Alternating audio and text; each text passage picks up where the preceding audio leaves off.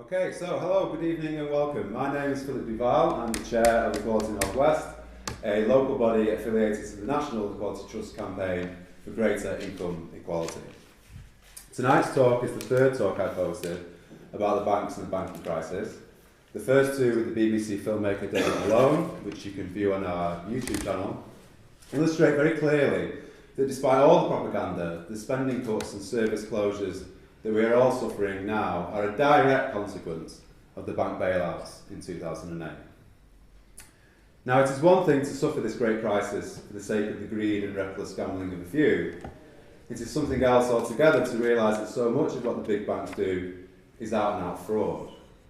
Now, that sounds like a very big statement, and one that many people might have trouble believing, but after the PPI and interest rate swap scandals, the LIBOR rigging, the HSBC drug money laundering, and now the current allegations of energy market and gold market manipulation, it's becoming clearer to more and more people that our banks consider themselves to be above the law. But sadly, as I have discovered since being introduced to Rowan, this isn't a new phenomenon, and it's been going on for decades, if not centuries. And I'd like to see something done about it. Just to introduce Rowan, he was a detective in Scotland Yard's fraud squad for 12 years. He has worked as a regulator and he is author of 4 books on financial crime. One of which you can see here, the rest are available on Amazon. I think it's time for Penguin to consider a reprint. He submitted evidence to the Parliamentary Committee on Banking Standards, which strangely went missing. And he's been interviewed in the Financial Times, and last week he made his 3rd appearance on the Max Kaiser Show, a programme on the TV channel Russia Today. So, with no further ado, Rowan Bosworth Davies.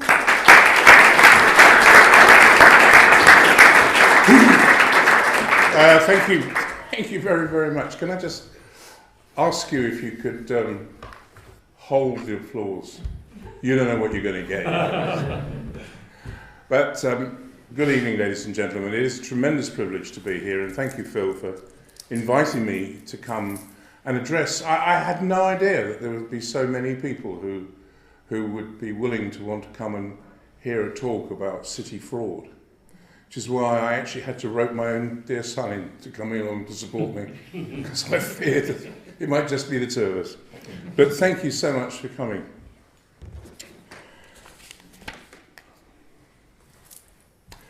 It is a trade founded in fraud, born of deceit, and nourished by trick, cheat, wheedle, forgeries, falsehoods, and all sorts of delusions, coining false news this way good, this way bad, whispering imaginary terrors, frights, hopes, expectations, and then preying upon the weaknesses of those whose imaginations they have wrought upon. Anybody know, any idea where this quote comes from? Josiah Child? Josiah Child? No, it's not. It was Daniel Defoe. Yeah. He wrote it in 1709 in a book called The Anatomy of Change Alley. It's about stockbroking. And that was his point of view back in those days. And ladies and gentlemen, I have to tell you that very, very little has changed. Philip very kindly referred to the evidence that I submitted to the Parliamentary Commission on Banking Standards. They called for evidence back in August of last year. And I'm sure many of you, in fact, if not most of you, probably know that when a government or when a commission or a committee, a parliamentary committee, calls for evidence, anybody is entitled to respond. And you can send your report in, you can send your evidence in. They kind of make it, not as easy as you'd think. You've got to comply with certain rules. But you submit your evidence to them. And what normally happens is that your evidence is then collated along with everybody else's evidence, and it's published on their website. I sent my evidence in, I sent my evidence in at the end of August last year. And naturally, like you do, I used to sort of keep an eye on the website. And my evidence didn't appear in the list of collated documents. So I wrote to them, oh no, I rang them up, sorry, I rang them up, and I said, the paper that I submitted, it doesn't appear to have been made it into your collated list.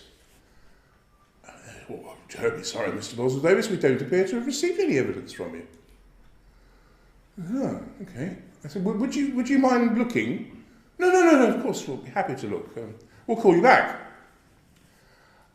Needless to say, of course, nobody phoned me back. So I left it for a week or two. It's getting up towards Christmas, and I rang them again. And I said, can I speak to whatever her name was? And another person then took over, a man took over and said, well, what is it you want? And I said, well, I spoke to a young woman, and I talked about my evidence that I've submitted, and she said that they hadn't received it. They said, no, that's right, we haven't received anything from you, and why do you keep bothering us? I said, well, I think I have submitted some evidence to you, and I would just like to know when it's going to appear in the collated documents in your list. Well, we'll look into it and we'll get back to you. Okay, fine. And you probably guessed it, nobody bothered to ring back. So I thought, well, I was beginning to smell a rat now, well, possibly a government servant, but I thought, this is ridiculous, there's no point in carrying on talking to these apparatchiks. So what I did was, I sent an email to the chairman of the committee. And I said to Mr. Tari, I said, look, I've submitted evidence, you keep asking questions on every commission I've been watching. Every time you get somebody, a witness in front of you, you ask the same question. Why is nobody being prosecuted for financial crime, and why is nobody going to prison? And I said, you've asked this question half a dozen times. You asked it of the chairman of the Financial Services Authority, who didn't seem to have any answer for you. And I have submitted evidence to you in which I believe contains some of the answers that you need to know, and contains explanations as to why people aren't being prosecuted, and contains explanations as to why nobody is going to be prosecuted. And I just thought that you might like to know about this, except that your civil servants keep telling me that they haven't received this evidence. Now, I didn't bother to chase him up. I didn't get a response from him. I didn't expect any. Very difficult for the chairman of a public committee to be seen to be talking individually to one witness. So I didn't expect any response from him. But a week later, I rang the committee's offices again. And no sooner did I say who I was, oh, good morning, it's Rowan Bosworth. Ah, Mr. Bosworth Davies, some miraculous thing has happened. Your evidence, it was here all the time. We've found it. Isn't that marvellous? I said, yeah, it's fantastic.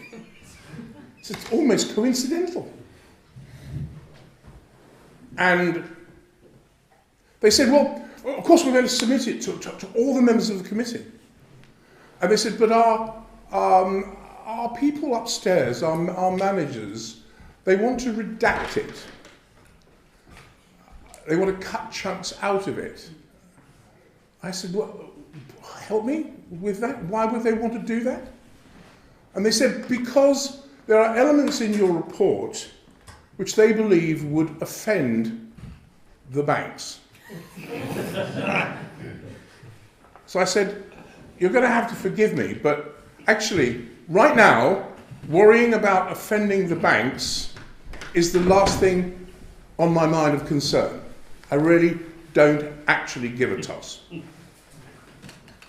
I said, but you know, whatever, I can't stop you redacting it, that's a matter for you. But the only way I'm going to be able to make sure that people who want to read it can see it is I will circulate it myself, which is why I put it on my blog site, why I put it on my website, why I sent it to Phil, and it's now beginning to go the rounds.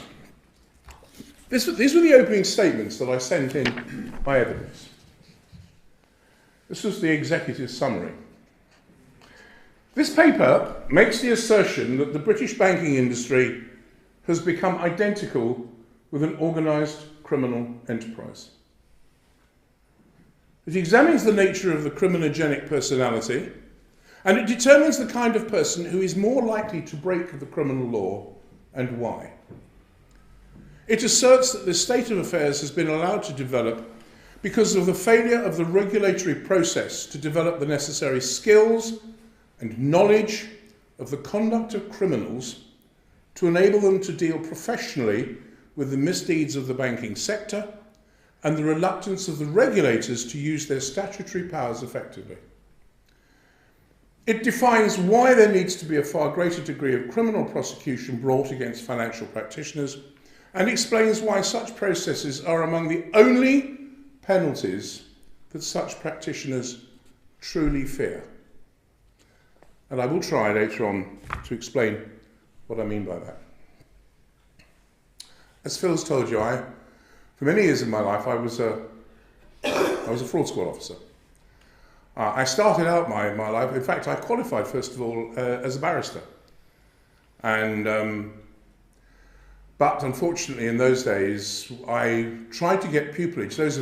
Many of you will know that to practice as a barrister, you have got to get somebody to be willing to take you into their chambers. And you need to get a thing called pupillage. You go and work for other barristers for a year, and you pay them for the privilege of having you. It's a very, very, very, very democratic process.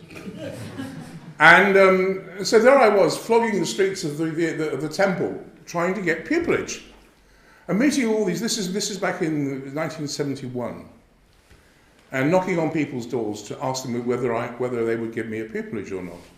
And my dear chap, how awfully nice of you to think about coming to see us. We're so honoured that you'd think about coming to us. Do we know you? I mean, does anybody, Bosworth Davies, does that name mean anything? Anybody know? No, okay, no. Well, we'd love to have you, but it seems we don't have any vacancies at the moment. And there were other colleagues of mine in the bar school. They were all getting pupillages, but I wasn't. And after a while, it occurred to me that actually I wasn't getting it because the whole system was designed to keep people like me out of it. Because I came from a working class background. My father's father was a miner in South Wales. My mother's people were farmers. We didn't have any connections. We were not known in these fields. And people like me were just, it was the way they had of keeping people like me out.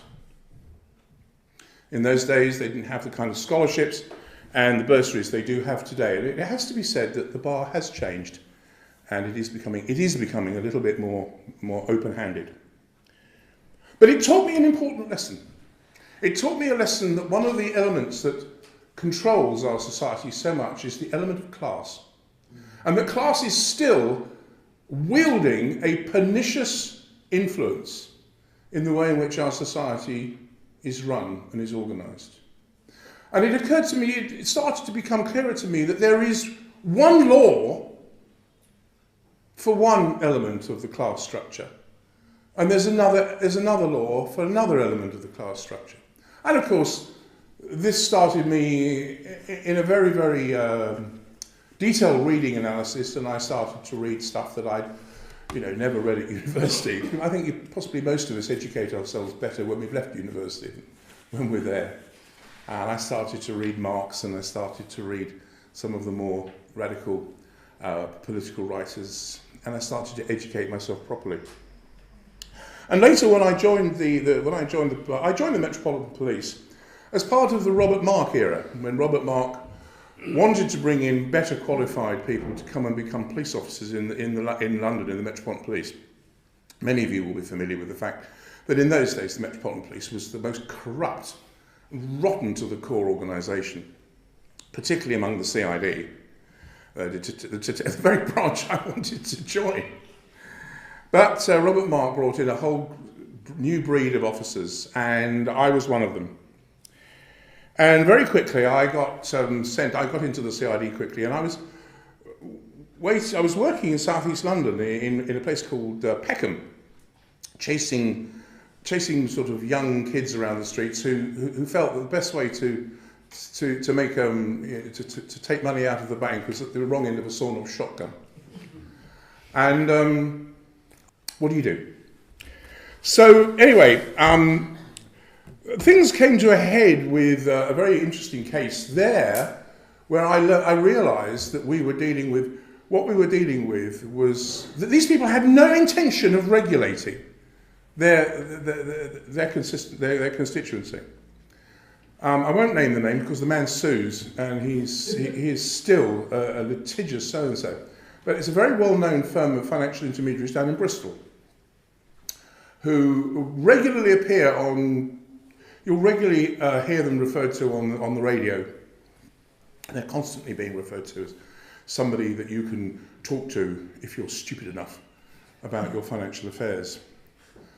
I did a number on this particular company because I had a very nice lady who wrote to me, and she said, I've been investing with Mr. So-and-so and so-and-so. And she said, I've invested my entire pension. She was a teacher. I've invested my entire pension with him. She said, he tells me he's invested it in 4 lots of unit trusts. But she said, I've got a contract note from him, but I can never seem to get my certificates, my unit trust certificates. Well, those of you, anybody here will know, without the certificate from the unit trust company, you have no proof that you've invested. And she was desperate. I'll cut the story short. I did a big investigation into him. I eventually got some help from Commercial Union, funnily enough.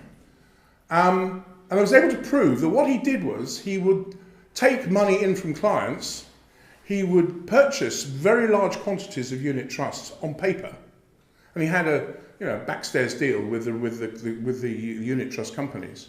He'd purchase them, but he wouldn't pay for them. But he would take the client's money and he'd put it on deposit in his bank, and he would leave it like that for 6 months. So all the time he was earning interest of substantial millions of pounds, while all the time his clients were actually at huge risk, because if anything had happened and he'd gone down, they would have had not a leg to stand on. So I put an investigation paper up to the committee, suggesting that in fact he be disciplined for not being fit and proper and for breaches of all kinds of client money rules, and I also suggested that he should be prosecuted, and that I was going to report him to the police to be prosecuted for offences under the Theft Act. It didn't come as much of a surprise to me to realise that night my office was burgled. And the member of the committee, who was a big friend of this particular chap, stole my report on him. He wasn't actually a very clever man, because he stole the report I left out for him to steal, because I knew he would. And I adopted it so that it could only be one copy of the report. And of course I left it out for him to steal, and he stole it. And he then sent it to this company, and whereupon they started to use it to basically box and cocks, and they got in touch with their friends in the press. And the usual stories started coming out, how awful it was. These chaps were trying to do their business, and they were just being held back by these damned regulators who were indulging in policing tactics. Of course, nothing happened, and he's still in business today, making a fortune. I think he should have been behind bars, but that's another issue. The big changeover in the city, which of course took place, if you remember the Big Bang of 1986, what it did effectively was it moved Britain from being a country that was used to dealing in one methodology, and it moved us completely into a whole new style of commercial dealings. What we did was we moved from what was known as dealing in a single capacity basis. So chaps in the city who were worked on a single capacity basis, and they now moved over to deal in an American style. They were now dealing in a dual capacity basis. They were becoming brokers and jobbers in their own right. And at one stage in my my interviews, I interviewed Sir Peter Tapsell. Does anybody know of Sir Peter Tapsell? Yeah. He's the father of the House of Commons. He's still there. Yeah. But a very, very leading stockbroker, and in fairness to him, a very, very nice man. And he agreed to see me when I interviewed him. And I asked him about this whole business about moving from dual capacity, a single capacity to dual capacity, and on the abolition of fixed commissions. And he said this. He said, I immediately pointed out there would be very large-scale repercussions from that decision. But it was denied from the Treasury bench by ministers. Oh no, they said, we are only interested in getting rid of minimum commissions. We want the separation of functions to continue in the stock exchange. And he then says, I don't think even the Council of the Stock Exchange appreciated that if you abolished minimum commissions, it was extremely unlikely that the separation of functions could survive. He said there would not be sufficient profit to be made unless firms started to deal on their own account, which hitherto they had been strictly prohibited from so doing, because it posed a conflict of interest. And that is why city firms, since God knows when, had not been allowed to have this conflict of interest, because it was so dangerous. So they either dealt for the client, or they dealt for the firm who wanted to sell the stock. But they couldn't do both. And this is what Mrs. Thatcher's new changes brought in. And he said they would then have to follow the American example and start speculating on their own account. And this is where, when you hear this word speculating, you are beginning to hear another word coming into the language of banking. Is what we refer to today as proprietary trading. Trading on the account of the bank. So you hire traders and brokers and young traders to basically sit in the bank, playing with the bank's money, betting on, you name it, making money for the bank itself. And once you take that process, once you embed that process inside a banking institution, you start to remove banks from their traditional function. And you turn them into casinos, which is, of course, the phrase that many people have been using. Later, I spoke to Sir Peter again, and he was talking about the invasion of American methods. And he said to me this, he said he was very worried about it by this time, and these are his words. Now think about this, this is in 1986, and think about what's happening today. He said, I suspect we shall lurch from scandal to scandal as a result of moving into dual capacity, particularly as it is to be internationalised. Whether in the long run the general community will be well served by having these new huge financial conglomerates where you get retail banks, merchant investment banks and foreign banks all mixed in together with a British stockbroking firm, I very much doubt. I think it's going to be very difficult to regulate. I think the authority of the Bank of England will be greatly undermined. I think a great many of the people who will be operating in future will have different traditions from those of my generation. And I think you will get a lot of scandals. And when these scandals break, my party, the Conservative Party, will be held responsible for them. He said that in 1986. Boy, is he right. A very perspicacious man. Now the important thing is that what we are now seeing is that the old rules by which our markets had been traditionally operated completely changed now.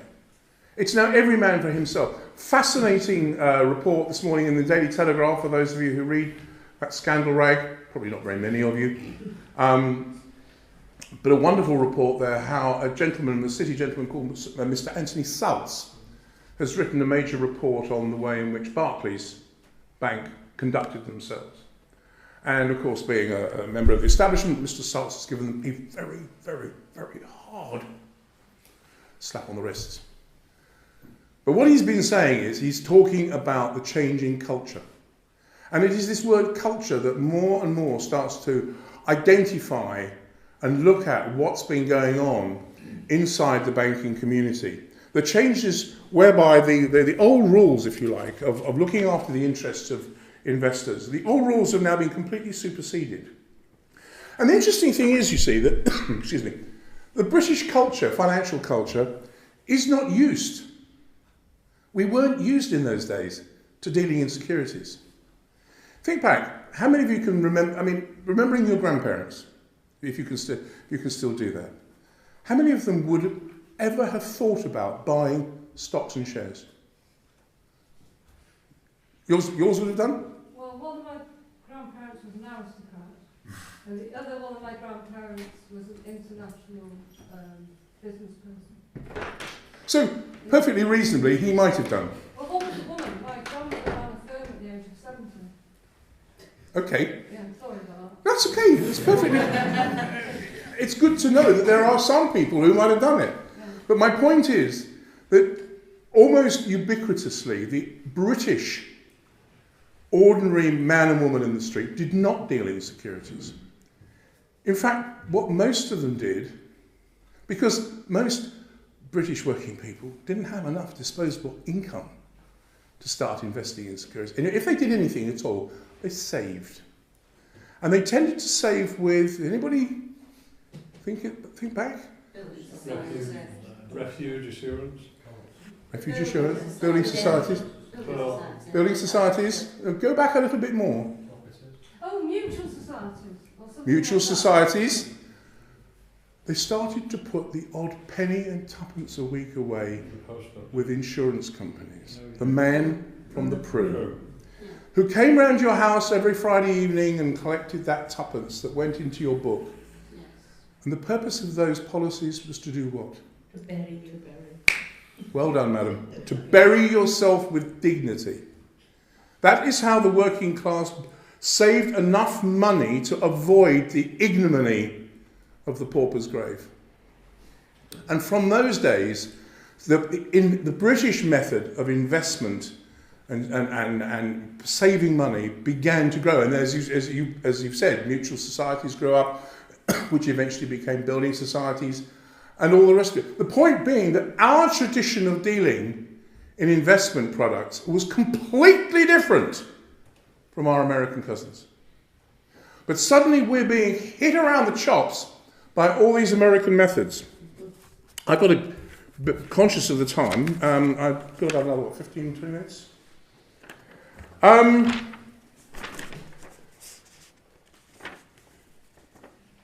Having worked in the regulatory regime, of course, by the end of the late 90s, moving towards 2000, eventually it became clear that the alphabet soup that had been set up to regulate the city wasn't working. It was just failing. And so, consequently, rather than continue with this by now very, very much completely discredited method of regulation, we did what the British are so good at. We basically picked it all up, put it in a bag, and chucked it in the bin, and created another one overnight.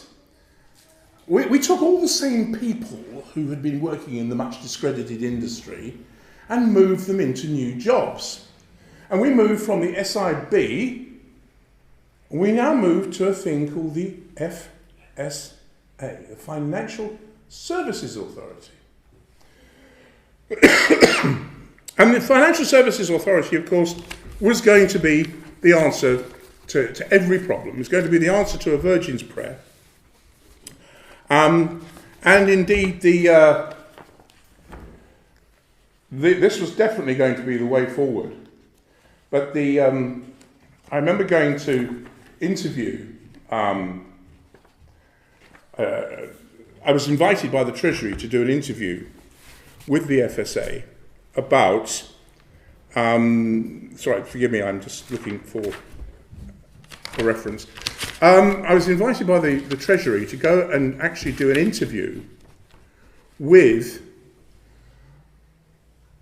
somebody in the FSA looking into the way in which the City of London was being used to launder money. Because money laundering had by then excuse me, had then by then become quite a significant issue. And I went in to interview these chaps at the FSA, and it hadn't yet come into its own, but it was going to have criminal powers now, which it was felt they needed, in order to regulate the banking communities. And they were given statutory authority to deal with what was called financial crime. It's the first time this phrase was really enunciated. And they were given these powers, and those financial crimes included insider trading, market manipulation, and money laundering. And they were given these powers by Parliament and powers to prosecute. So I went along to talk to these chaps, and I interviewed this chap from the SIB who was going to get into the new FSA. And I asked him about, what are you going to do about these new prosecution powers you've got? And he agreed that the FSA would become responsible for a greater degree of responsibility for prosecution. But he said this, he said, there is an anxiety. It's the civil servant speak, it's wonderful. You know, they use these wonderful mellifluous. There's an anxiety about the new criminal functions which we're being tasked to accept.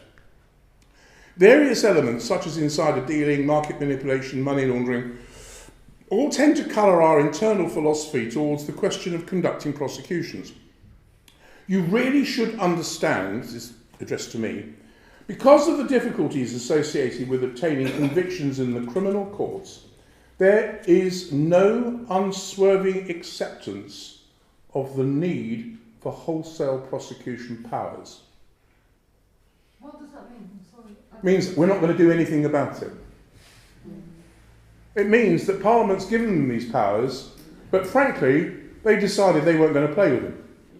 And I said to him, I said in my report, the answer was given in such an open way. This is my report to the Commission, telling them what the FSA had said all those years ago. And I'm saying to them, I ain't prosecuting anybody, and they've had this right from the start.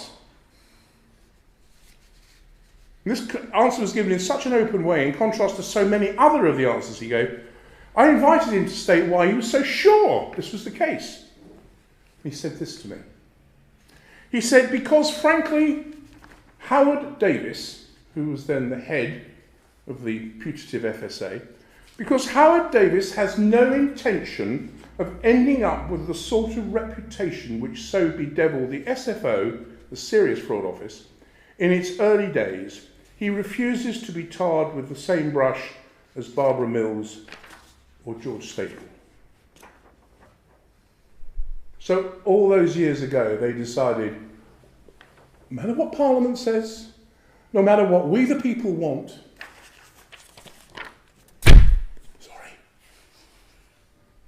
they weren't going to do anything about it. And they have done nothing about it ever since. I can't believe that, you've all been sitting here watching what's been going on in some of these cases and not asking yourself the question, why is nobody being investigated? Everybody's been asking this question. The head of the Parliamentary Commission himself was asking the question, why has nobody been investigated for fraud? Let's talk about mis-selling. What is mis-selling? Anybody tell me, what is mis-selling? But what is it actually? What is it in practice? It's lying about the product. It's lying about the product. Do you misrepresent yourself in some way? Lying about the product. No, it's theft. It's Theft.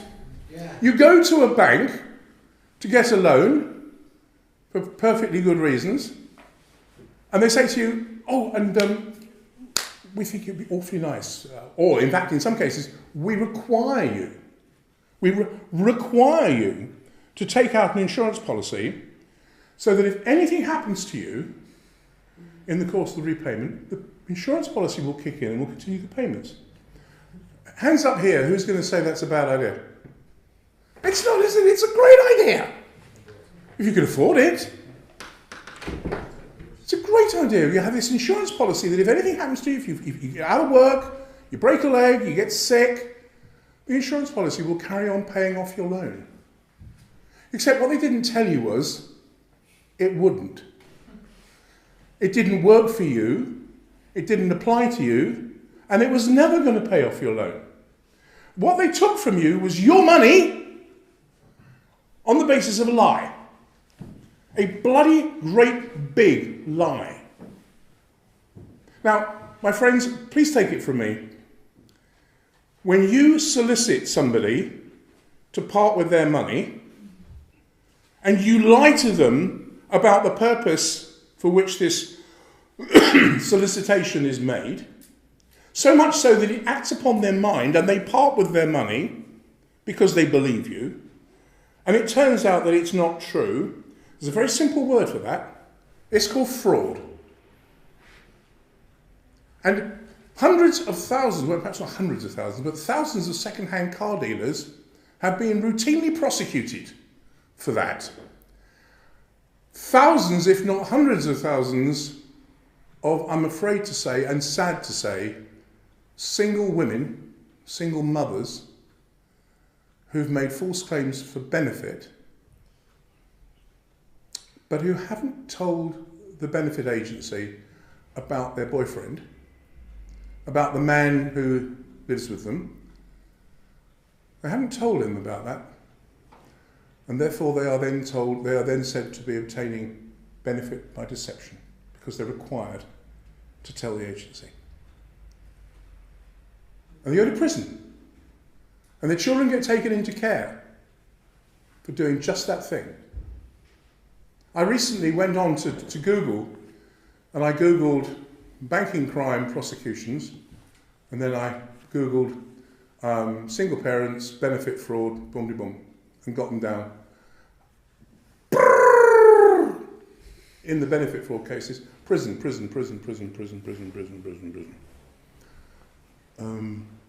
No. Nothing.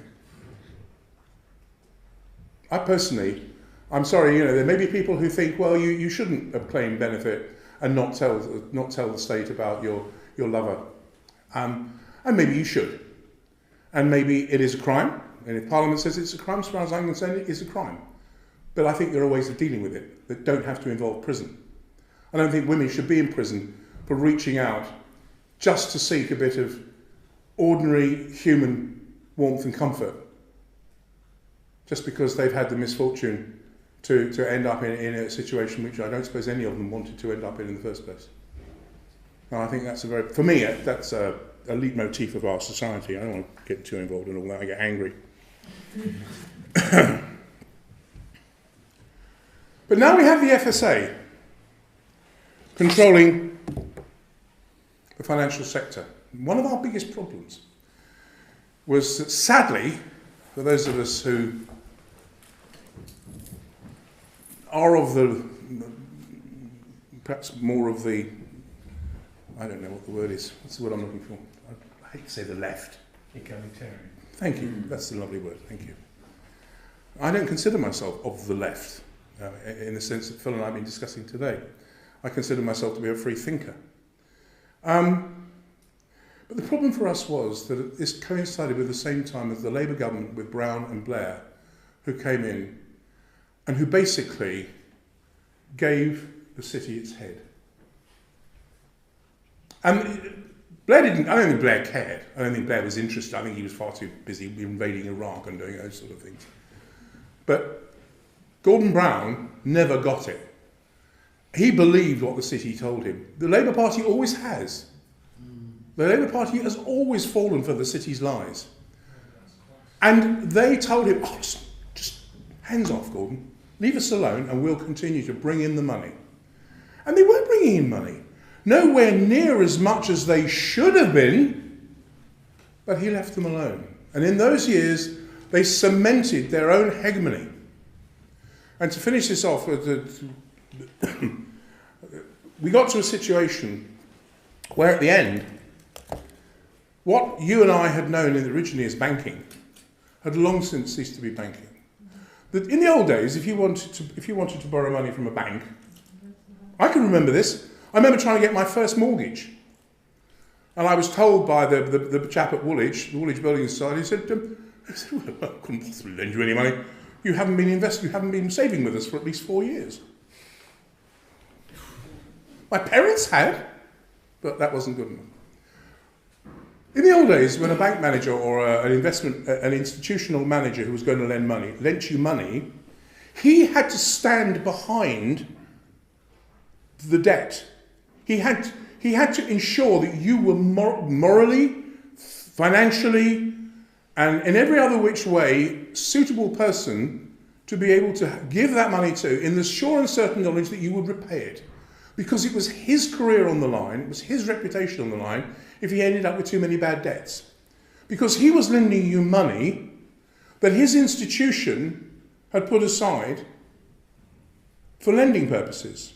It was, if you want to use a silly phrase, it's a bloody silly phrase, but real money. It was on the books of his institution, and he was standing behind it.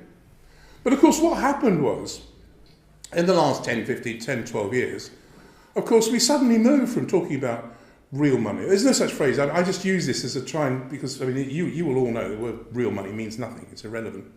But I'm talking now about fantasy money,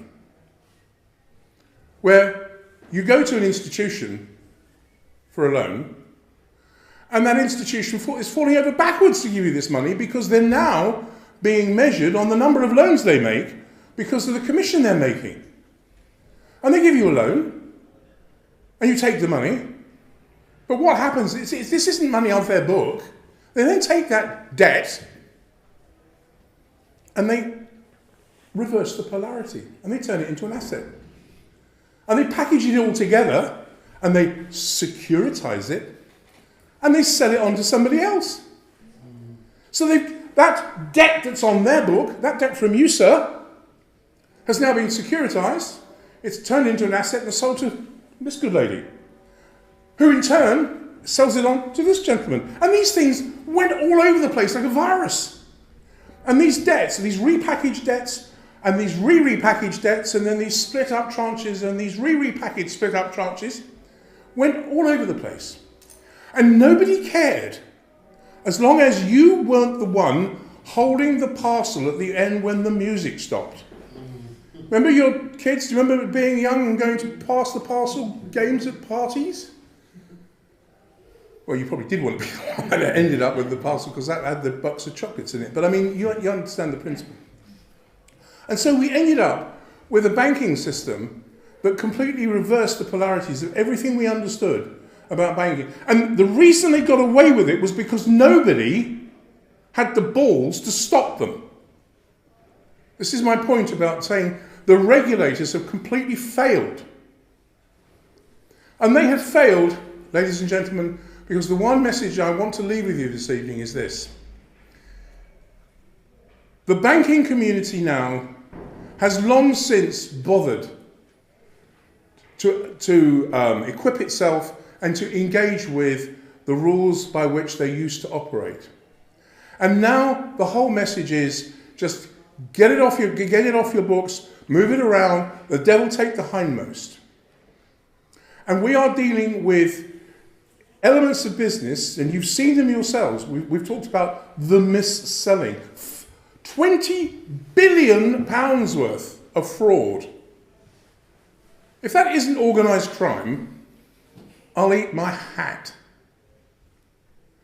And then we've got LIBOR manipulation. And we've probably seen in the papers that RBS, God help us, we own 80% of it. It's just about to be sued by an American institution called Fannie Mae.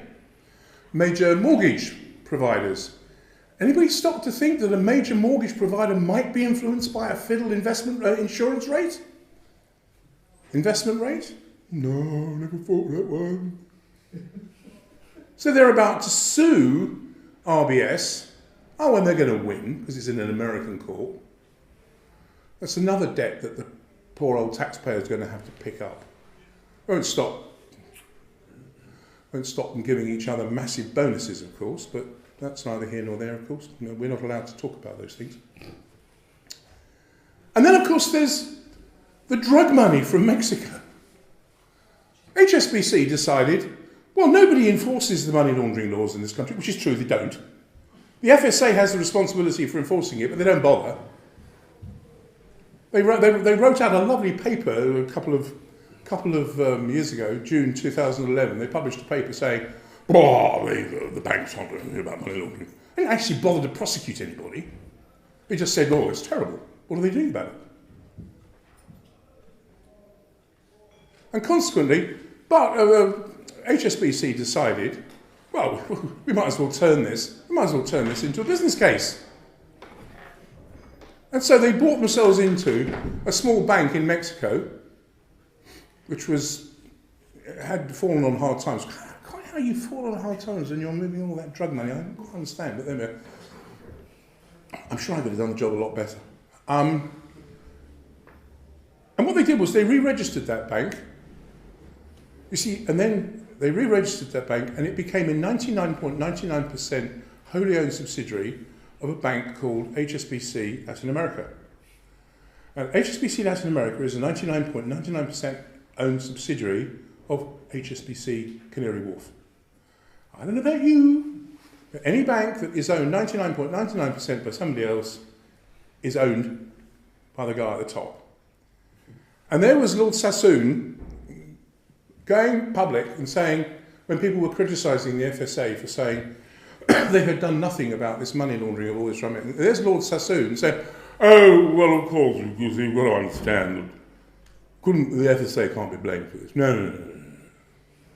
This was a Mexican bank, and their authority doesn't extend to Mexico.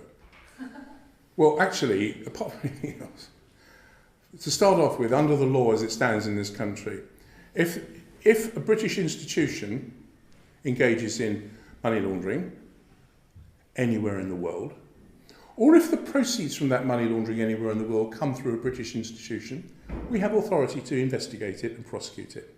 As if the offence had been committed in the United Kingdom. It's written into the law. You'd think that Lord Sassoon, who is the Treasury Minister, you might think he'd know that, wouldn't he? And he also obviously hadn't bothered to look and see that it was a completely wholly owned subsidiary of HSBC. My point is this, my friends. We've now got ourselves into a stage, which is why I wrote in the report that I wrote, we are now in a stage where the British banking industry now is engaging in activities which are entirely synonymous with organised criminal enterprises. And we have to be aware of this. And one of the most difficult things, and Phil and I talked about this, one of the most difficult things that people have about getting their head round is the idea that bankers might be crooks. And the government has the same problem.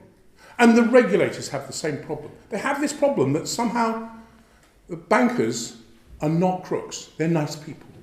So they can't envisage prosecuting them for what are, by anybody's standards, perfectly ordinary crimes.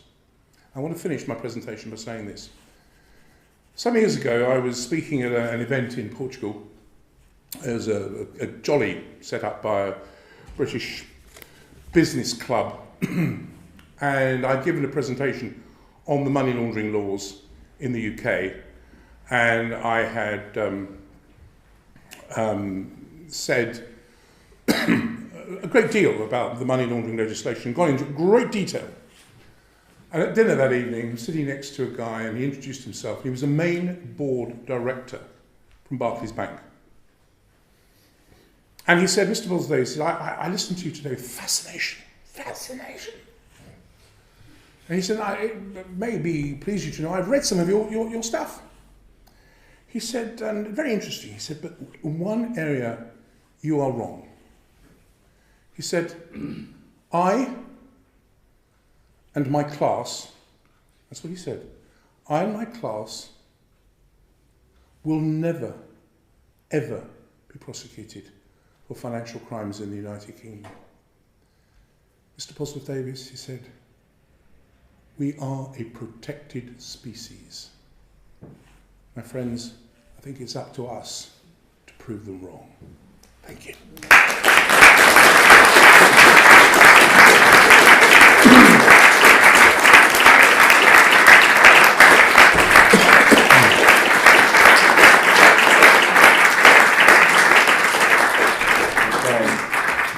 Rowan. Okay, questions from the floor, please. If you could be patient with me, please. I'll go from one side to the other like that, if that's okay with you. You say, please, yeah. Yeah, you've been focusing on the banking industry, but the relationship between the commercial banks, the Treasury, and the Bank of England, it's a triangular relationship. Surely it's not just the commercial banks that are part of the problem. If you've got that triangular relationship, so how do you? This is sort of why just pick on commercial banks? Why not pick on the Treasury and the Bank of England as well? Because they all know about it. Because my father once said to me, never pick a fight you don't think you can win. If I pick on the Treasury, I pick on the Bank of England, I'm going to lose. I will be identified as a complete loony. Well, I probably am anyway, but that's neither here nor there. And my point is this. You're absolutely right. Of course the Bank of England knows what's going on. And of course the Treasury knows what's going on. I hold a view which you might think scandalous, which is that I think that this government is quite content to, because things are so bad in this country, that I think this government is quite content for the dirty money that routinely flows through the British banking sector and comes through the City of London. I think they're very happy to see it continuing to come. We are the money laundering centre. London is the money laundering centre of the world. Yeah. I think the Treasury knows this. I think the government knows this. And I think as long as they don't have to address it, as long as they're not forced to address their mind to that problem, they can go on carrying on ignoring it and that money can continue to flood into us. But you're absolutely right. I mean, you're like the child who pointed out the emperor had no clothes on. Of course the Treasury's involved. But there doesn't seem to be a weak link that you can attack at the moment. I know. I know, and that's because that process has been there for years and years and years. And that's why there's a big tendency for people to say, well, it's just too big a problem. What can we do? We're just ordinary people. But for my sins, my poor son will say, yes, Dad, you've been like that all your life. I'm with Edmund Burke, who said, for evil to flourish, it is enough that good men do nothing. And I genuinely believe that we've got to start speaking up and pointing out the fact that politically it's inconvenient, politically it's incorrect. But I think your question was absolutely slap bang in the middle of the bullseye, and I thank you for asking it, because you're right. And I can't say anything more open than that. That's quite demoralising, isn't it? Because everybody in this room, I'm sure, would love to do something about it. Yeah, I believe everybody would love. There's nowhere to start. Well, as I say, it's the little acorns principle. Recently, I've begun to hear from other people who are researching in this area. I mean, Phil and some of the people he talks to. There's beginning to become a groundswell of people such as yourselves, articulate, intelligent, well-positioned people who are saying, enough is enough. We have to stop this. And that's why I urge people to, if you've not come across it, there's a remarkable, I don't know how many of you here use Twitter? Do any of you? Good. Have you come across this Twitter site called Positive Money? Positive Money. Go and have a look at Positive Money. It's a fascinating. You'll get really solid information about some of the shenanigans that the banks are playing and setting up sort of fiat debt and all kinds of things. It's not just a Twitter site; it's a website and a series of books. Thank you. They have lots of videos and all sorts of stuff that explains how the money system works. It's very good. Yes, sir. Yes, I'd like to say thank you. Everything you said is spot on, 100%.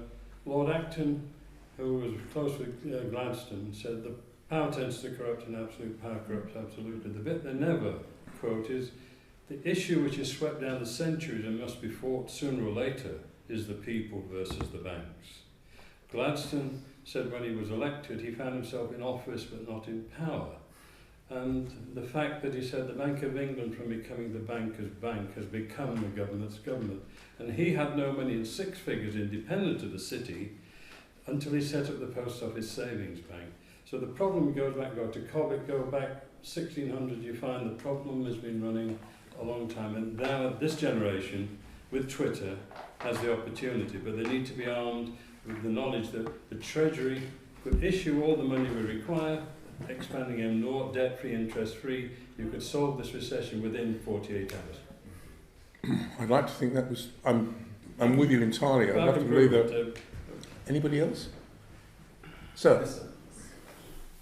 Not only that they're, sorry for my English, the banks are protected species, as you said, but not only because they don't fear prosecution, is also because they beneficiate from, they are too big to fail.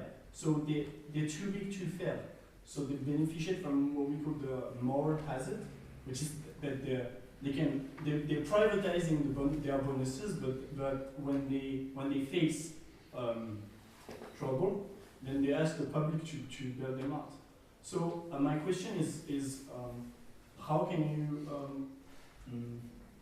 we make them not be either by splitting them? I don't know. Do you favor, like, my question is, do you favor something like a Glass-Steagall Act in the UK, like separating the retail banks from the investment banks, or do you favor maybe, I know in the UK it's not so popular, but maybe nationalizing the banks?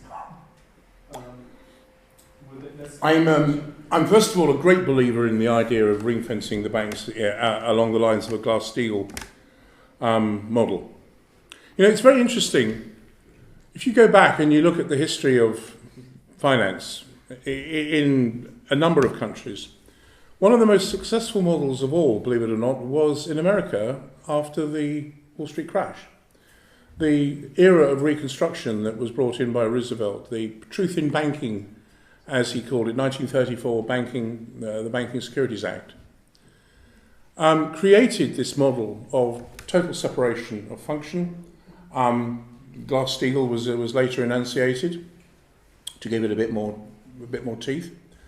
But what a lot of people forget is that the people who want to scream about regulation is that they forget that from 1934 right up until really the savings and loans scandals in the 70s, America had an economic model that created a vast, economically well-off, powerful middle class. They spread the wealth laterally across a vast number of their citizens, leading to the American, giving weight to the American dream, enabling them to survive and to win the Second World War, ultimately enabling them to win the Cold War, and enabling them to have a way of life that was an economic way of life, which for most people was truly,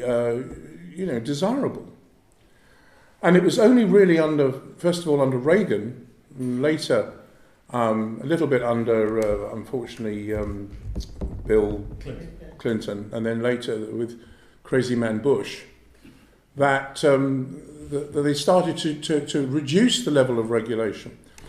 When I was a young copper at the fraud squad, I was actually sent to the SEC to study. My commander sent me over to Washington to study with the SEC.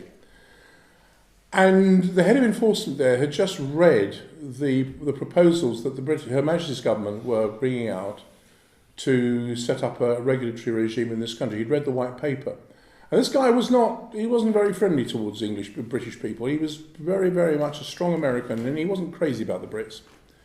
I don't blame him. But when I think we grew quite friendly towards each other. And at the end of it, when I was leaving, I went to see him to say thank you.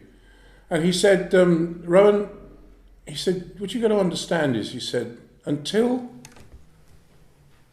your country gets into its head that you cannot regulate the financial sector by gentlemen in their spare time doing it between deals.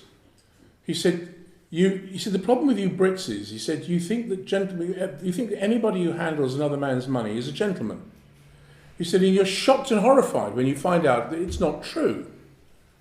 He said, here in America, we assume that anyone who's handling another person's money has the potential to be a crook. And we legislate for that possibility. Now, that was what John Fedders said to me, and I've never forgotten it. I mean, it was a powerful statement. But if you like, it summed up the way in which the regime that he was over, he was head of enforcement, in the old days when they had powers. And that was an area that gave the proof to the fact that strong regulation of the financial sector can work.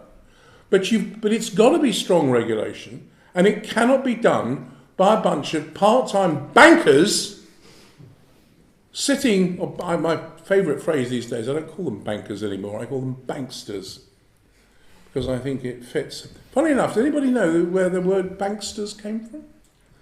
It was first enunciated by the American president, Calvin Coolidge. He was the first person to come out with that phrase. He was talking about the criminals who had led to the breakup of the Wall Street crash. And it's a phrase that I now use regularly. But the point is that there is, we mustn't allow ourselves to be bamboozled by these people who keep telling us that too much regulation somehow stymies and stifles entrepreneurialism. It doesn't. If you've got the right quality of regulation and you're going after the right people, the greatest irony for me is, and this is really is an irony, when I did my master's degree, I did research into attitudes of how people in the city, I looked at compliance officers and how they viewed their responsibilities. And sorry. And one of the things I did was to look at their the way in which their attitudes towards the offences that they were supposed to be regulating.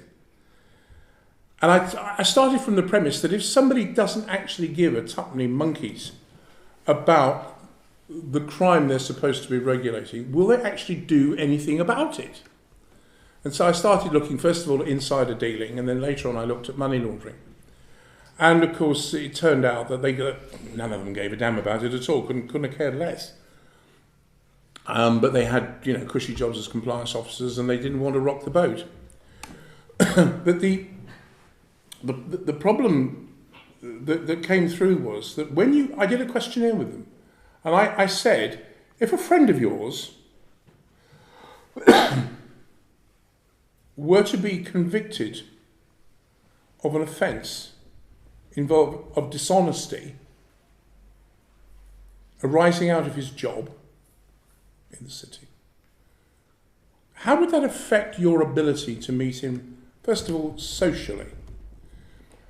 And about 75% of them said that they would drop the relationship. If a friend of theirs, a man with whom they had hitherto done business, was convicted of an offence of dishonesty, they would drop the social relationship. When I said to them, how would it involve you in doing any further commercial business with them? And in excess, my friends, of 98% said they could never, ever, ever contemplate doing business with them again. The two things are completely separate, okay? I'm not trying to criticise you, but right. I actually have a very, I'm not going to say very much, one of my best friends, somebody that they know very well, was involved in fraud in the bank, yeah? It's a high, not a very high level. Sorry to sound like I know a lot, but I've kind of been around a bit, right? And, they were speaking to me about it, and what they said was, okay, the person didn't kill anyone. Obviously people try to normalise things that happen, yeah? They didn't kill anyone and what have you, and the person was under a lot of stress. But I would certainly meet that person. I have never done this, but I'll meet them socially, because I think that's how you learn. As an adult, that's how you learn. If you go and meet someone, doesn't mean that I'll do it or I've done it. But if you go and meet someone and you talk to them, that's part of life, and you learn the pressures of being in a bank. I don't know how it works. You know what I mean? You will learn something that will give you a kind of context in which to understand how an ordinary person, and this was someone who came from an ordinary background, would do, such a stupid thing. And I don't just think it's greed. I think there's all sorts of things. There's pressure from, marrying people. There's pressure from your peer group. There's all sorts of pressures that cause anyone to do anything. So I think they're very different people. Obviously, if you knew that somebody had done that, you wouldn't get involved with them financially, but they're completely different things. If you just go into a bar in Manchester and you meet all sorts of people that have done all sorts of, maybe not now, but in the 70s, you just go to, a hip bar and you meet people who've done all sorts of things, and that was what was interesting. You meet doctors that have been struck off, you meet barristers, you meet... Everyone would be in a bar, in Manchester in the 70s, and no one didn't speak to anyone. And when you got home, you forgot about that, and you went, you got up and you went to your normal job. So I think they're very different things. Well, I suppose if you're in a bar where everybody's been prosecuted and convicted of something, you're all in the same soup together. No, but I'm not saying that everyone has. I'm saying that there was a scene in Manchester in the 70s, okay? And there was also, which is Called to the bar, that's what you mean. is that actually, if someone was prosecuted, they wouldn't do business with them, but no one's being prosecuted. So they carry on doing business with them. thank you. But you see, the point that gentleman has amplified is, and this is the point I'm trying to get across to politicians, which is that, put myself on the line here, I sometimes think we prosecute the wrong people in this country. Our prisons are full, absolutely bursting at the seams. Did you know that over 50% of our prison population, anybody like to guess what area of crime has got more than 50% of our entire population banged up? Sorry? Who said drugs? You're right. For drug offences or drug-related offences, half our prison population is involved, has been convicted of drug-related offences. Now, I'm not going to get into a big thing about what a complete waste of time that is. I've got my own views about that.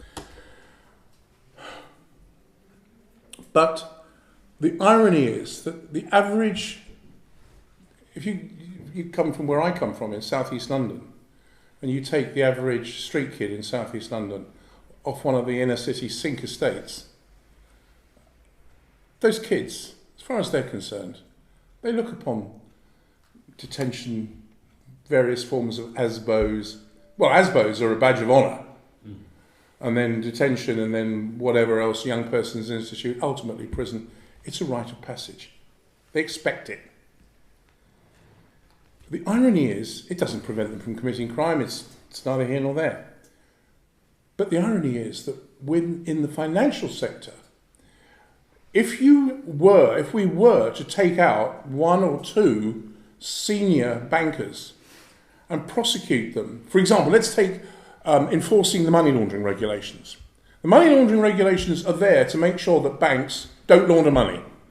There are a whole series of procedures designed to help the banks create an environment whereby they will be more efficient about not laundering money. Okay? It's designed to help them.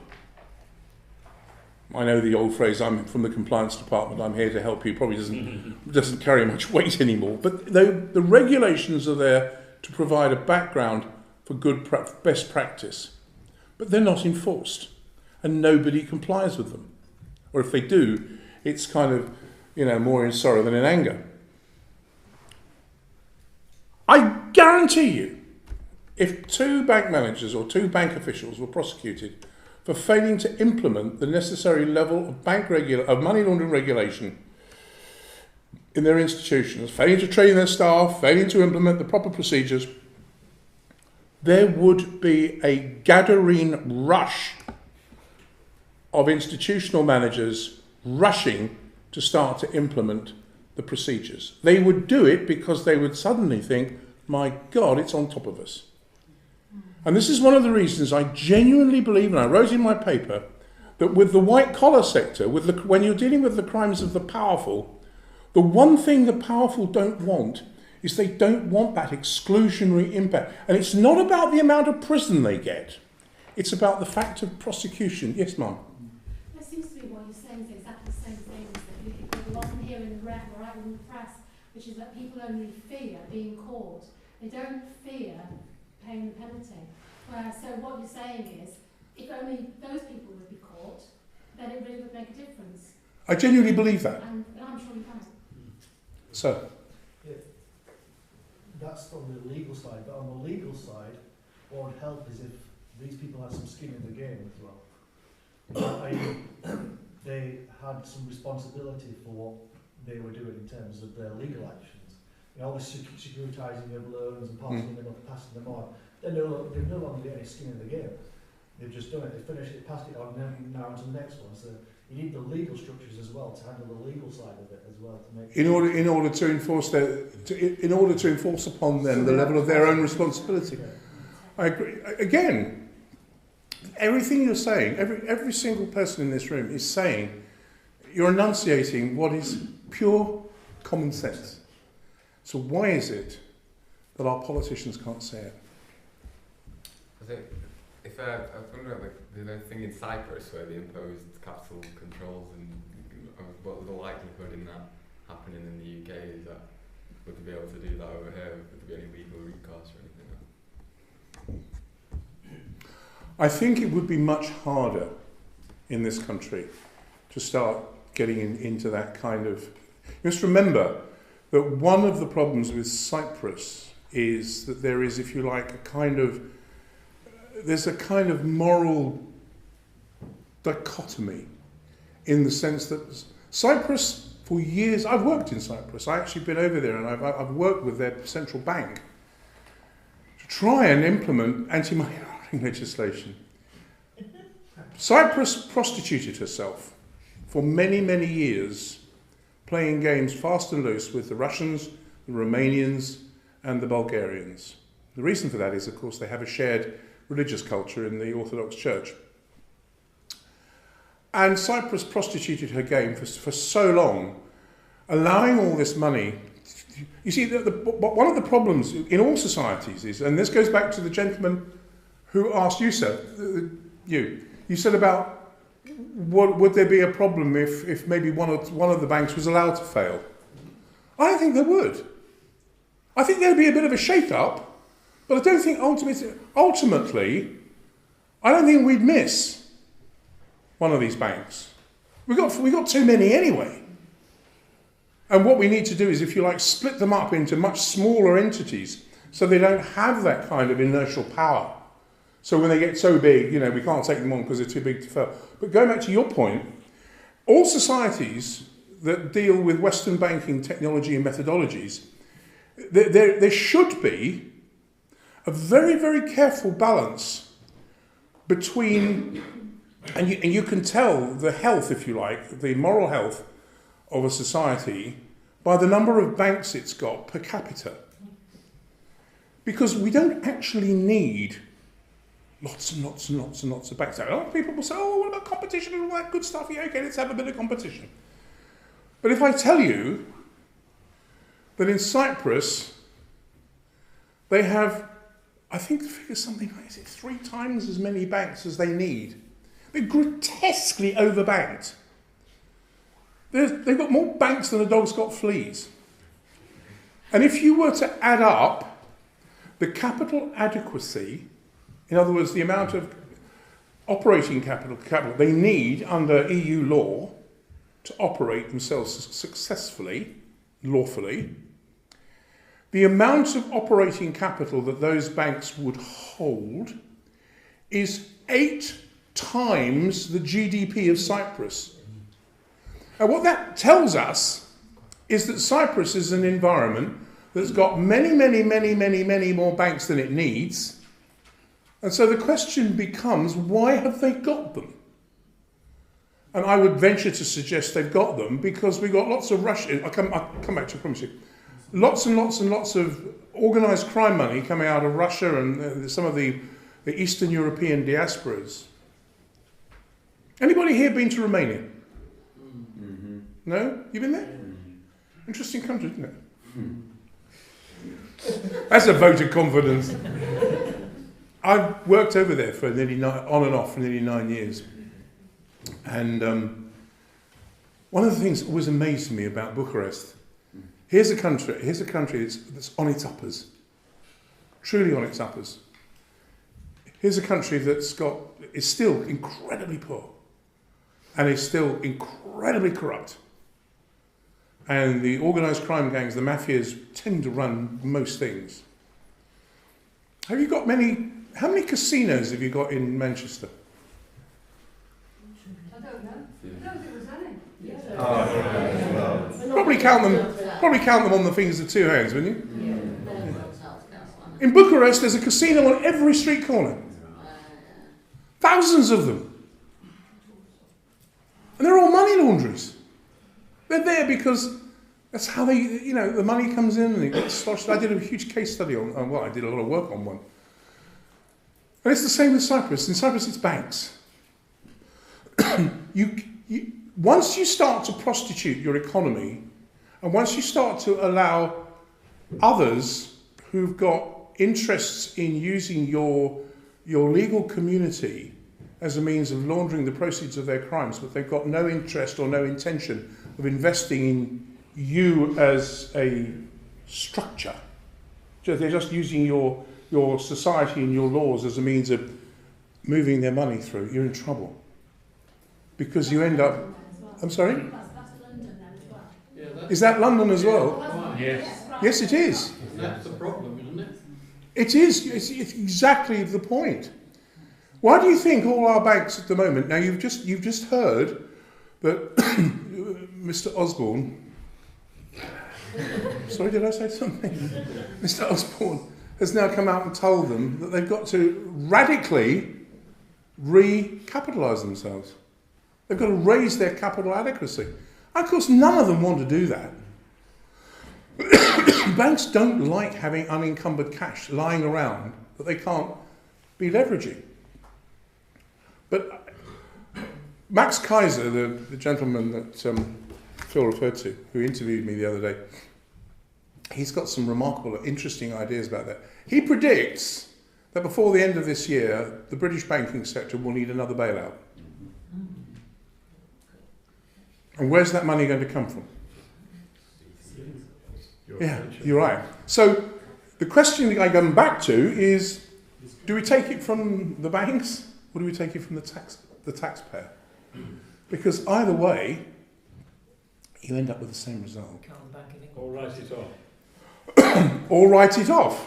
Now, but Look your trouble is, the reason they can't write it off is that's because when all these people were busy securitizing all these loans, and they were busy swapping their loans with each other, so I end up with a huge package here.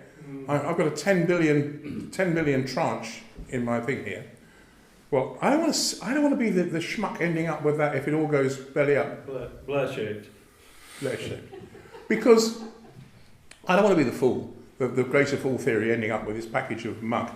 Because the whole edifice of all these securitized loans, based on trust, and the hope that the people who've got the loans will repay them. Yeah, trust. Yeah, because all money is a byproduct. So what do you do? What do you do when you've got this cotchel of debt, which you're told is an asset? What you do is you go to another bank and you say, I'll do a deal with you. I will pay you a premium. I'll pay you a couple of million premium. We'll calculate it based on the value of this package to engage with me in what we call a credit default swap. In the event that the people who owe me this money fail, so my credit is defaulted, you pick up the damage. And then the other bank thinks, that's clever. Do the figures. Yeah, I can make a turn out of that. All right, I'll do that deal with you. Now, what's he going to do? Is he going to sit on it? No. He's going to go to this bank and say, I'll do a deal with you, and you're going to do the same to him, and you'll do this. The problem is, there are I can't tell you the ultimate figures, but the value of open CDSs, credit default swaps, that are out there in the world's banking system are so huge. It's 1.5 times global GDP. 1.5 times global GDP. Thank you so much. Derivatives is 1.4 quadrillion. And which? Derivatives in Yeah. general are 1.4. Now, one of those banks goes down, the next thing you watch is as all the cards fall into place. That's why there is this desperation to keep all these banks afloat. What's underpinning all that debt? Nothing. In the UK, though, is the government bond market underpinning it, or UK house prices? Are they underpinning a proportion of this debt? Do you know, I don't know the answer to that. Because I was wondering the other day whether that was the case, and that's one of the reasons why they're desperate not to let the UK housing market depress. Because as soon as they do that, it means all those commercial and real estate is underpinning all that debt. And as soon as that goes down, all that debt's going to collapse. All that debt becomes devalued. Well, the problem was, of course, that the banks were, I'll be with you, the banks were leveraging all that money they were creating was basically leveraged on the deposits of their depositors. So you're right. So if that goes, if the house price it does get depressed, then it depresses the value, and as you say, the whole thing could go belly up. Right, can I just stop? If you're interested in what can be done on that macro level, Steve Keen's work is very interesting. I don't know if you know Steve Keen, the economist. He talks about QE for the public and how to wind down all these enormous debts. Actually, just if you at the end want to leave your email address with me, I will send you the link to the video tonight, B, Rowan's submission to the Parliamentary Committee. I'll send you a link to David Malone's website. David Malone does a lot of investigation about the finance stuff. Also something to do with the VARs, about a petition about getting the remembrance taken out of the House of Commons. And basically, just so you can continue to educate yourselves and sensitise yourselves and sensitise other people as to what's going on. You don't need to feel pessimistic. Education and knowledge is power. But mainly he'll include a link to our website and Facebook page, which has articles and links about all this. Yeah. And also on this issue about Cyprus and a potential implosion here, if anyone thinks that Cyprus, the raid on bank deposits couldn't happen here, I'm sorry, the Bank of England and the American FDIC have already looked at it. They published a paper in December looking at, what do you want to call it, a levy, a tax, a bail-in, whatever you want to call it. They've already looked at it. And Mervyn, as David Malone said when he was here, Mervyn King said, and this is in February 2008, it is hard not to conclude that the British banks are insolvent. So we've thrown the entire nation's economy at propping these people up, and for what? They're insolvent. So we've got to do something about this issue. So you see that you talk about negative interest rates. Who knows where it's going to go? John and then Mandy, please. Fascinating sort of, I really enjoyed it. And what for me you described as a culture which is pretty much rotten to the core. Cool. Regulations are going to change an element of that culture. What do you think, looking at using Cyprus as an example, do you think that it will reduce the apathy amongst the masses when people start having money taken out of the bank account? Do you think that will drive a faster cultural change? Do you think something will change differently in Cyprus because of the raid on the bank account? Well, I don't know whether many of you are familiar with one of them. Somebody once, there was a group of academics meeting at a sort of Cambridge conference, and somebody said, they invited the question and said, do you think that history has really learned the lessons of the French Revolution? And another academic said, oh my dear chap, it's far too early to tell yet. And I think that's the answer. The only answer I can give you to the Cyprus side of things. I don't know. I'm already stepping in areas where I'm having to educate myself. If you want me to talk about nicking bad guys in the city, I could do that all night. But what I tell you what I do fear, and we were talking about it this afternoon. I'll tell you what I really fear. We had last Monday. The Monday just gone. We saw the introduction of significant changes in the way in which benefits and the way in which people are going to be, are being supported has changed. Now, I don't want to make a big argument. I don't want to get involved in an argument about whether benefit culture and all that stuff. For myself, I do believe that there are elements of the benefit structure that do need reform. And I doubt many people here tonight wouldn't in some way say, well, yeah, there is some reform that is necessary. But one thing I have got terrible, terrible personal experience of is that I think that if there is any more demand, if we start pushing for much more case making for bailing out bankers and for taxpayers to have to start standing up these worthless institutions and these rotten, disgraceful criminals. So I'm speaking like I think now. Amen. I fear that it will lead to the most dreadful social unrest. And my true fear is, as a policeman, I went through the 70s. I was at just about every major riot in London in the late 70s. I mean, as a uniformed bobby, I was there. And I can tell you, I was saying to Phil this afternoon, I have never, when it kicks off, when real, I'm not talking about a gang of kids going for the free shopping, you know, in Manchester and London and kicking in the windows of Nike shoes and nicking televisions. I'm not talking about that. I'm talking about when whole sectors of your community turn. Those kids, the reason the cops got it wrong was because the last rioting, the reason they got it wrong was they failed to understand cops are trained to deal with static situations where people are standing there lobbing stuff at each other. Whereas those kids went on a hit and run thing. It was just running through and moving on. The cops couldn't handle it. Got it horribly wrong, sadly. Very embarrassing. But I was involved in the 70s when it was in the static situation where you saw people literally taking on the community.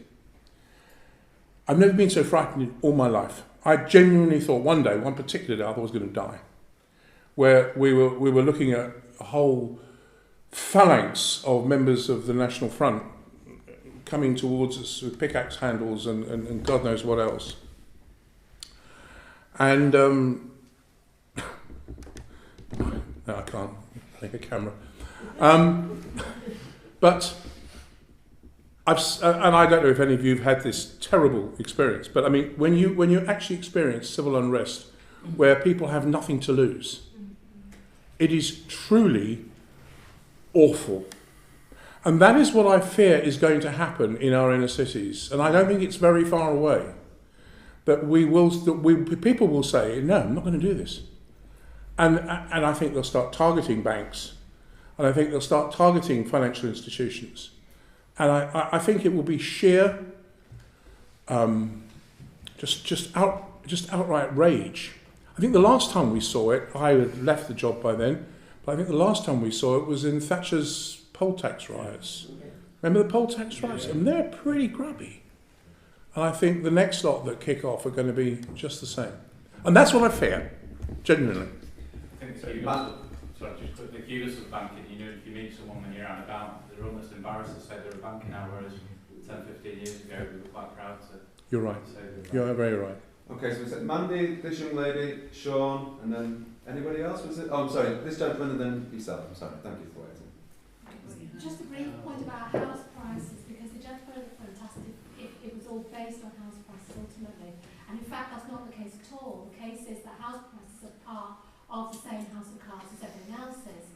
But one of the benefits of house price inflation for the financial classes is that people pretty near the bottom of the order think that they've got loads of money, so they will draw on that, so they will actually are much more ready to take part in overspending and therefore creating all of the ability of financial classes to cream off this continual passing, which is what they've been doing.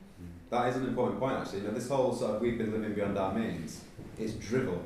I can send you the link for Morgan Stanley's report on who owns what of the private debt. Household debt is 100% of GDP. Financial debt is 600%. So we weren't living beyond our means. No. They were. So, you know... But it was just easier, rather tired of hearing it. easier to blame us, unfortunately. This young lady? Yes. You were talking about the fact that solving this fraud issue, the solution would be increasing regulatory capacity.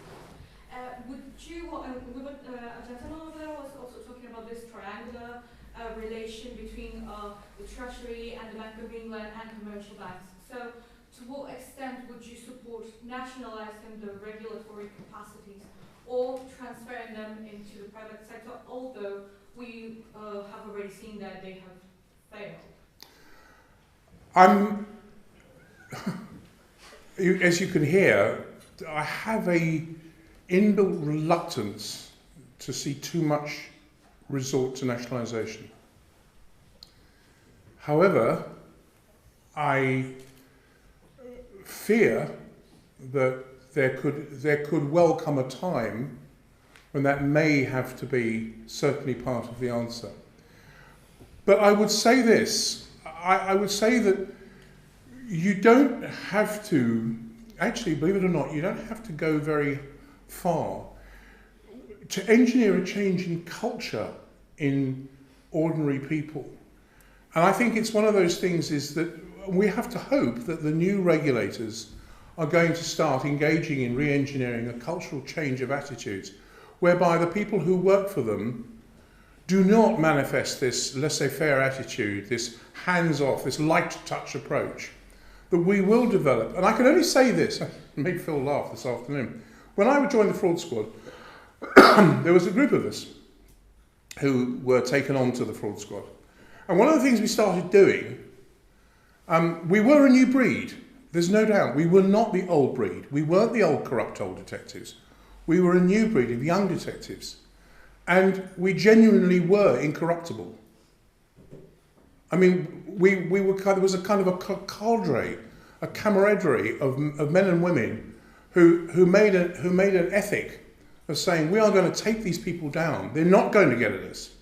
And what was interesting is we started treating these elitist people.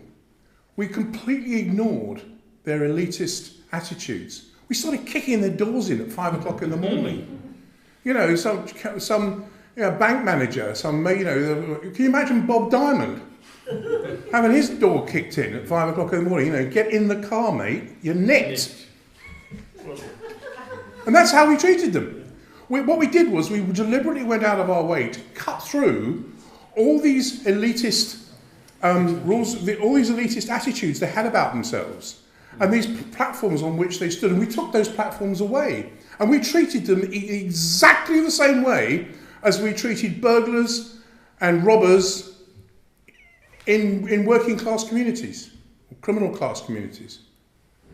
And we've been treating some journalists recently. Yes, and I tell you what, they don't like it. It had the most. It was so bad that eventually we were hauled off. Because they started complaining, and the Department of Trade and Industry started getting involved. But for about 2 years, we were truly feared. So what I'm saying is, you can re-engineer attitudes to people who've got responsibilities to investigate and to enforce. What you need is, before you get that, you've got to have people. This is where we come back to at the end of the day. You've got to have people who've got the skills, who know what to do. Presently, the Financial Services Authority is full of a bunch of old pussies who haven't got the wit or the knowledge how to go up against these people. They interviewed Tracy McDermott, who's the head of the investigations division of the financial crime division of the FSA. And they interviewed her about her investigation into UBS over the LIBOR rigging affair. And it turned out she hadn't interviewed the 3 top men in the bank. She hadn't interviewed them. And she was asked, why didn't you interview them? And she came out with some nonsense, as a very convenient phrase these days, about, oh, we go where the evidence leads. And she said the evidence didn't lead to their door. And I wish my wife said to me, you can imagine, Mum, me screaming at the television. I don't scream at the television, do I, Ross? Me screaming at the television. Even when it's off. Saying, me screaming at the television, because you don't know enough, you silly bitch. You don't know how to get there. You don't know how to ask the questions. But there they all are, sort of pontificating around and coming out, oh, we go wherever the evidence, these bollocks. It's the same in America. They just don't want to touch these people. They're too delicate and they're worried about what the repercussions will be. It's the same in America. Watch what Elizabeth Warren is trying to do as a new senator there. She did it brilliantly, didn't she? Yeah, but you see, she's not getting very far because they're just too scared. They're told, I even met someone on financial services, they were told to leave these people alone. Sadly. Sure. Just going back to your point about civil unrest, I'm entirely with you there. I was an official observer for the National Union of Mine Workers in 1984, and so I was at the Orgreave coking plant every day and witnessed the violence. So not quite the same thing, but bad enough, and obviously nobody wants to see that. I think it's inevitable for two reasons. One, because I think what we've been missing over these last few years is any kind of public opprobrium or understanding leading to a tipping point of public opprobrium, like for example with the Millie Dowell situation that was the tipping point for the Hackney scandal leading to Leveson, etc. There's not been any of that. I don't think I think it's all very confusing for people, the whole situation with banking and the media war that has been waged. Joseph Goebbels would be proud of the fantastic job that's been done by the politicians in charge of us, of actually turning people's attention away from banking towards people who claim benefits, for example. Well, this is one of the ways in which this government, I mean, the Tories are always particularly adept, it seems to me, at turning disparate elements within society against each other. So we have, we have health workers being turned because they get nice pensions, which, as far as I'm concerned, they're bloody well entitled to, against the private sector, who we don't. And then what they do is they're always looking to somehow find ways of turning disparate groups of society against each other, which, of course, as you say, takes the mind away from what's really going on. It's the nice day to bury bad news day kind of thing. But you were was it Orgreave you talked about? Yeah, Orgreave coking plant, yeah. That was 74. No, 84. 84.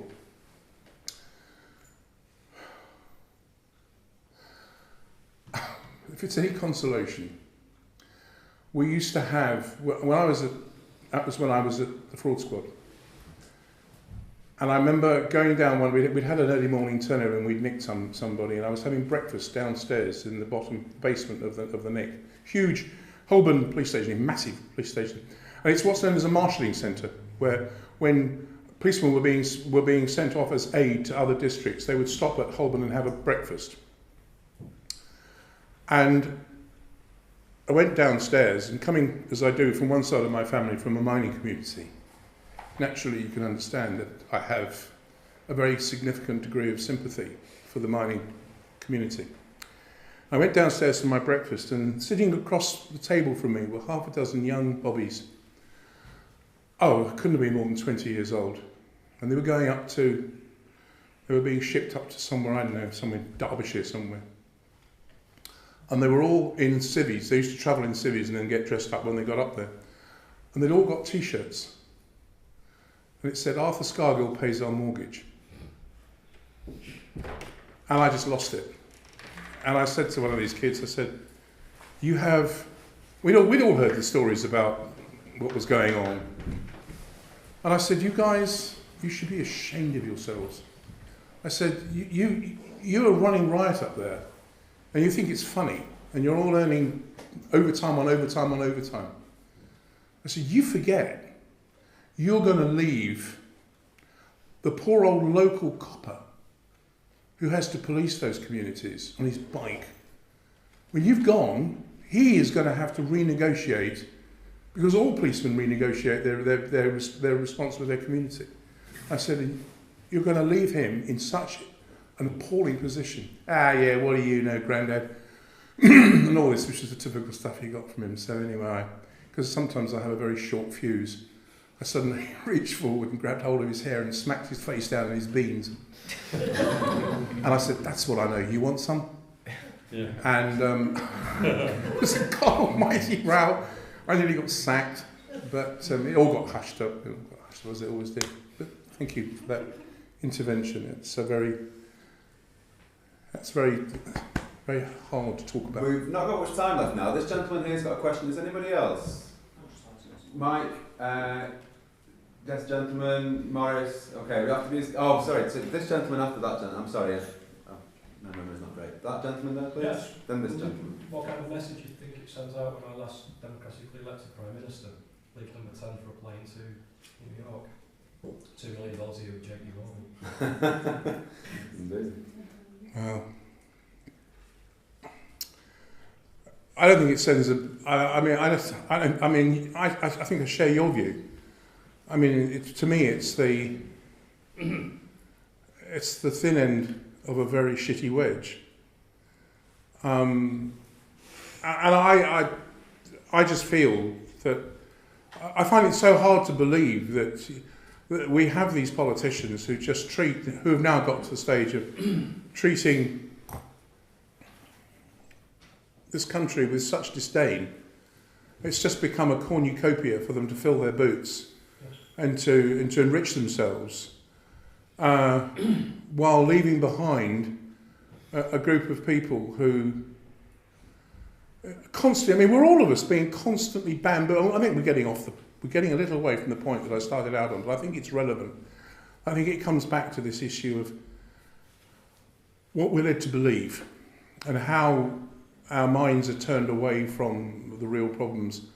And I think that when you get into situations like that, I think that, the politicians sit up there and they bamboozle us with science and they tell us, well, one thing is this and the next thing, and they flip-flop around and they're like a lot of beach bloaters. And there doesn't seem to be any kind of consistency of policy. And then you get, having made a God almighty cock-up of things, they suddenly, then that's it. Bye guys, I'm off to the big money. I feel very bad about that. This gentleman. Just in 1997, Dr. Mahathir in Malaysia, with a 5-point plan that I took personally to him, defied the IMF, and Malaysia was the only tiger economy that didn't crash. It can happen anywhere, as the Icelanders have told. We've shown from there. So there is a way you can buck the system, as Mrs. Thatcher said you couldn't. But look at Cameron's father was a stockbroker. But more importantly, Clegg, his father is chairman of United Bank. His grandfather was Hemming van der Wolbeek, head and chairman of ABN AMRO, and he's also the president of the world, what is it, the Queen heads up. So you've got these bankers placed there to make sure there is no change, and that's what we have to actually realise. They are the enemy. Gentlemen? Yeah, having had sort of just recent experience of our court system, I mean, how would you see, this is a hypothetical question of course, I'm sure it's never going to happen, but were some of these people to be actually indicted for the crimes that you mentioned, how would you imagine that would go down in court? I mean, would they ever get proven guilty in court? I mean, my experience is that, first of all, if it was 12 people in this room that were on the jury, then yes, they would. But, I think there's a real apathy within the whole of the community through the judicial system as well.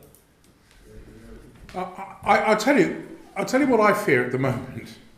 I fear at the moment that if a senior banking executive were to be arrested and charged, I suspect that his barrister the first line of attack his barrister would adopt. And I, as a barrister myself, albeit no longer not practicing, but as a barrister myself, I could see that it could carry weight. Is that one of the arguments he could well put forward is that in the present climate of anti-banking attitudes, his client couldn't get a fair trial. That's and he could easily walk. Which leads me on to my second point, which because I asked the question because I feel that would never happen anyway. And I think it comes back to your idea of civil unrest, and I really truly believe, sadly, that's where we're heading. You know. I think I agree with you. So I'm really hoping that, what I'm hoping is that there will be, even now, there will be some prosecutions sent down in America about HSBC. There are a couple of judges who have yet to sign off on these plea deals, and they don't have to. They're not obliged to accept them. And there's one judge in particular, and I think it's in Philadelphia, who's got the ump over this, and is definitely, Bill Black is, do you know Black? Yeah. I mean, Bill Black is an American, both regulator and prosecutor and academic lawyer, who has been pushing very hard for keeping these things in the public eye. But at the end of the day, I genuinely believe that if the message is not sent out that all people are, as there's a lovely quote, I'm sorry, I'm full of quotes, aren't I? Lord Justice Cook, spelled Coke, once is reported to have said to Charles I over the case of ship money, he said to him, "Be you ever so high, the law is above you." And I think that if we don't get a situation in this country soon, where these bankers and these people who've been enjoying this privileged existence, if ordinary people aren't capable of seeing that the law is applied even-handedly, then I think we're in deep, deep trouble. How can we prosecute these people when we had the situation of the Chris Hume trial, Vicky Price, where the jury is asking what does beyond what reasonable doubt mean? When you talk about very complex financial issues, and you've got... I suspect, if you don't mind, if you forgive me, I suspect in that particular case, I suspect that there was one member of the jury who, or best two, because they couldn't even get a majority verdict. So I suspect there were one or two members of that jury who were determined to throw up all kinds of spanners, because in the second trial, didn't happen. But we've seen this in America, though, where people have gone off for financial crimes because their defence is it's just too complicated. That's nonsense. Please take away from this evening, from me, it's such an insult to say of juries, we won't prosecute it because the juries won't understand it. I never once had a problem, even with some of the most complicated commodity futures cases, which I specialised in, I never had one problem with a jury getting a conviction. The problem is not the juries, it's the judges. They, in so many cases, they do not understand themselves. And if they don't understand, and they then fail to direct the jury properly, and the times I've stood in court and listened to the barristers and the judge talking about the case, I'm thinking, I remember this job. This job's got nothing, this case has got nothing to do with the job I investigated, because they've spun it all around. And guys, we're running way over time. Mike, if you could make it. Quick anecdote. I watched Pointless, that silly game show. Fred Woodward, nobody recognised him. I ask you to sort of think how many people, he could be in this room, somebody like Fred the Shed. We wouldn't know. I mean, the idea that we're hugely ready to hang a banker is so far from the everyday reality discussion on knocking on doors. I'm a Labour councillor, I knock on doors, but I will tell you this, what they have been saying for the last 20 years in working class areas, we do not build enough, it's all fake money. And they were right, and if you like, our class were wrong. We've based an economy that's just on magic money. Fiat money, yeah. That actually we don't make anything anymore. This is why I probably dispute when you say we weren't overspending. It was on fake tax. It was coming from the financial system. But that's the trouble. If you why do you borrow money when you could create it at zero interest, debt Absolutely. free? Absolutely. And when you run a country, the idea that we could go back to that and not make things. I think. But when you run a country whose only asset is financial services, and you've done, and you've abused, and you've ruined what was once a superb manufacturing economy. Workshop of the world. I don't know. I was referring to the private debts actually, not the. No, I understand what you mean. Also a good point, you know. This was Gordon Brown's problem. Yeah, it was When he saw the money pouring Well, in. just one second. With Gordon Brown, he went to the cabinet in 2004, David Blunkett's diaries, saying to everybody in the cabinet, better be prepared for a major downturn at the end of 2008. This is 4 years before, because he already knew the plan that was coming, like 1929 was a game, and you've got to stop, you know, being fooled by it. Maurice, have you got one more point? Yeah, I just want to ask last question actually, because myself, I think that we've got ourselves in such a mess, and I do think that most people who know what's going on are very scared to touch it. And I'm really interested in what's happened to your parliamentary papers. What's happened to that evidence, and what do you think will happen? You just think it will be hidden? Yeah.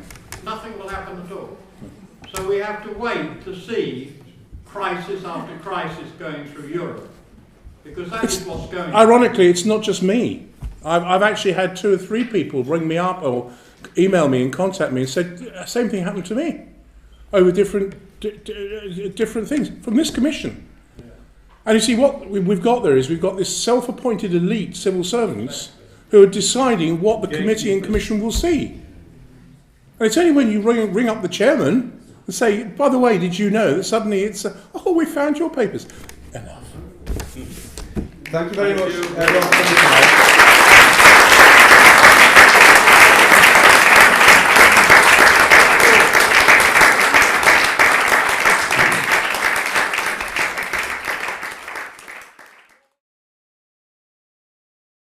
And you know, in this country now, there are a lot of people who want to expand the death penalty to include drug dealers.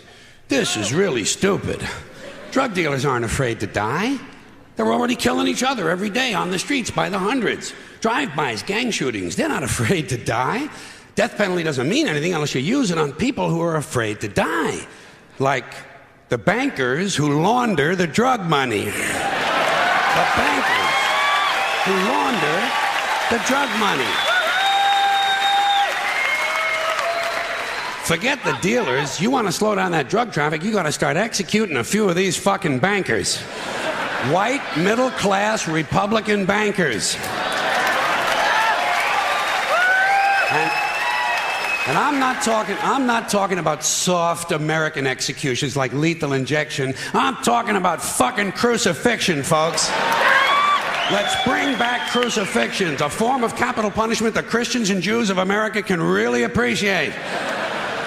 And I'd go a little further. I'd crucify people upside down. Like St. Peter, feet up, head down. And naked. I'd have naked upside down crucifixions on TV once a week at halftime of the Monday night football game. Halftime. Monday night.